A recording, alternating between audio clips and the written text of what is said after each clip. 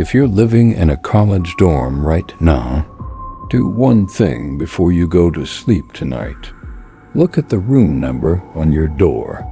Then ask the student in the room across the hall what room they're facing. If they hesitate, if they say a different number, leave, because that's exactly how my roommate and I discovered a room that wasn't supposed to exist. And by the time we realized what was living inside it, it already knew our names. I transferred to Westbrook State University during my sophomore year. The school wasn't famous.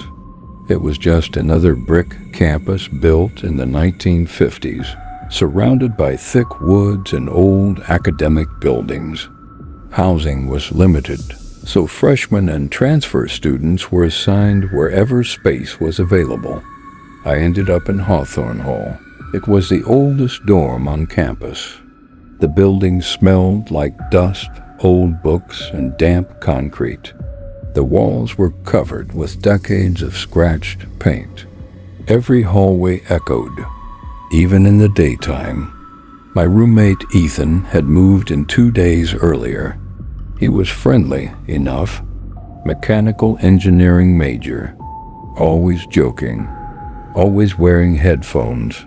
The resident assistant, Sarah, gave us a quick tour before leaving. As she walked away, she casually added, "Don't go to the 4th floor after midnight." Ethan laughed. She didn't. The dorm only had 3 floors. We assumed it was just another dumb tradition. Every college has ghost stories. Every old building has rumors. Neither of us believed them. The first week passed normally. Classes, late-night pizza, laundry, studying. Everything was fine until one Thursday. At exactly 2:13 a.m., someone knocked on our door. 3 slow knocks. Knock, knock, knock. Ethan opened it immediately. Nobody. The hallway was empty. No footsteps. No laughter. Nothing. Across from us was room 314. Its door was slightly open. Dark inside. No light. No sound. We figured someone had been messing around. Until the next night. 2:13 a.m. 3 knocks. Again. Nobody outside. This time, room 314's door was completely shut. The third night was different. When Ethan opened the door, someone was standing at the end of the hallway. A girl, barefoot, long black hair, wearing an old university sweatshirt. She slowly turned the corner without making a sound. We followed. The hallway ended. There was nowhere she could have gone. No stairwell. No exit. Nothing. She had disappeared. The next morning we asked Sarah. She immediately stopped smiling. "You saw someone?" We described the girl. Sarah quietly replied, "Ignore her." Then she walked away. That answer only made us more curious. So we searched the university archives. The library had newspapers dating back over 70 years. Eventually, we found it. In 1971, a student named Emily Carter disappeared inside Hawthorne Hall. Her roommate claimed Emily left the room around 2 a.m. after hearing someone knocking. She was never seen again. No body. No evidence. Nothing. The investigation ended after 3 months. Missing. Forever. That night, 2:13 a.m., the knocking returned. But this time, it came from inside our closet. 3 knocks. Slow, deliberate. Ethan opened it. Empty, except for a damp footprint. Barefoot. exactly the size of a woman's foot, leading out of the closet, across the floor, straight toward the hallway. Neither of us slept. The next morning we reported it. Maintenance found nothing. Campus police laughed. Sarah looked terrified. She quietly told us, "Don't answer the knocks anymore." Of course, we didn't listen. The following night we kept the lights off, pretending to sleep. At 2:13, knock, knock, knock. No one moved. The knocking came again, harder. Then our doorknob slowly turned, locked. Someone outside twisted it again, and again. Then a whisper. Ethan, my roommate, froze. I never told anyone my name. Neither had I. Then another whisper. My turn. The hallway security camera stopped working that night. According to campus security, it shut off for exactly 6 minutes. The exact 6 minutes we heard the whispers.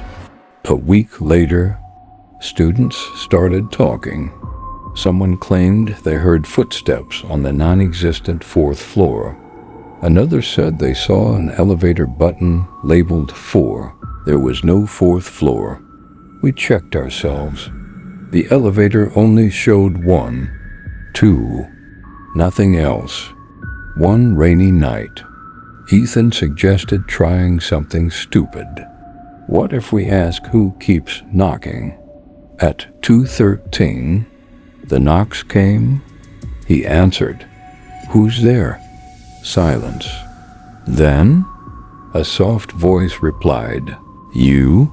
Every light in the hallway went out. At once, emergency lights flickered red. For 1 second, the hallway wasn't the same hallway. It stretched impossibly far. Dozens of doors. Every single one marked. Hundreds of them. Every door slightly open. Every room completely dark. Something moved inside every doorway. Watching. Waiting. When the normal lights returned, everything looked normal again. Except room 314 was gone. Across from us was room 316, as if 314 had never existed. The next morning we checked the floor plan. There was no room 314 anywhere. According to university records, our hallway skipped directly from 312 to 316. Ethan wanted to move out. Housing denied the request. No available rooms. We stayed. That was our mistake. The whispers became louder every night. Sometimes we heard someone breathing beneath Ethan's bed. Sometimes the shower turned on by itself.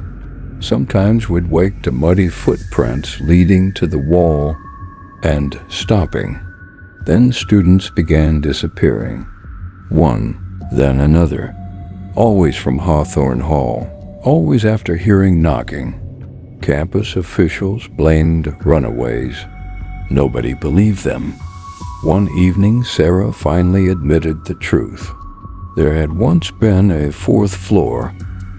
In 1968, a fire broke out. 7 students died.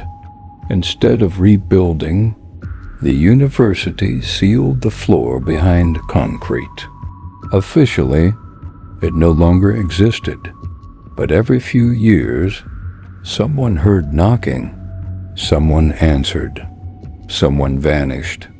That night, the elevator dinged.